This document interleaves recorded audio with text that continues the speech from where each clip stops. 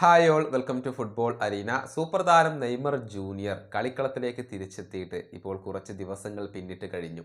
CR7-ക്കെതിരെയുള്ള മത്സരത്തിൽ നെയ്മർ പകരക്കാരൻ്റെ വേഷത്തിൽ കളിച്ചിരുന്നു. അതിനുശേഷം വിക്ടോറിയക്കെതിരെയും നെയ്മർ കളിച്ചു. പക്ഷേ ബ്രസീലിയൻ ടീമിൽ കാർലോ ആഞ്ചലോട്ടി അദ്ദേഹത്തെ ഉൾപ്പെടുത്തിയിട്ടില്ല. കാരണം നെയ്മർ ജൂനിയർ പൂർണ്ണ ഫിറ്റ്നസ് വീണ്ടെടുക്കേണ്ടതുണ്ട്. അതിനുവേണ്ടിയാണ് അദ്ദേഹത്തിന് വിശ്രമം നൽകിയിട്ടുള്ളത്. സാന്റോസിൽ തന്നെ തുടരാനാണ് അദ്ദേഹം ഇപ്പോൾ ഉദ്ദേശിക്കുന്നത്.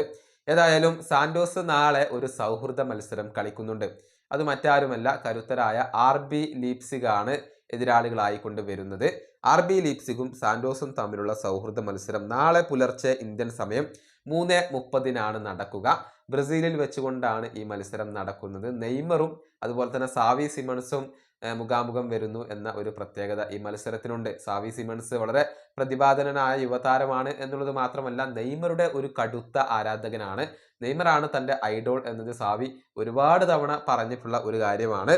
ഏതായാലും നാളത്തെ മത്സരത്തിൽ അഥവാ RB ലീപ്സിഗിനെതിരെ നെയ്മർ ജൂനിയർ സ്റ്റാർട്ട് ചെയ്യും എന്ന ശുഭകരമായ ഒരു വാർത്തയാണ് ഇപ്പോൾ പുറത്തേക്ക് വന്നിട്ടുള്ളത്.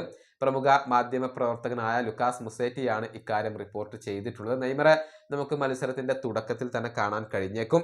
ഏതായാലും RB ലീപ്സിഗ് മികച്ച ടീമാണ്. അവരെ നിലവിലെ അവസ്ഥയിൽ പരാജയപ്പെടുത്തുക എന്നുള്ളതൊക്കെ സാന്റോസിനെ സംബന്ധിച്ചിടത്തോളം ബുദ്ധിമുട്ടുള്ള ഒരു കാര്യമായിരിക്കും. നെയ്മറുടെ പ്രകടനം എങ്ങനെയാകും എന്നുള്ളതാണ് ഇപ്പോൾ ബ്രസീലിയൻ ആരാധകർക്ക് അറിയേണ്ടത്.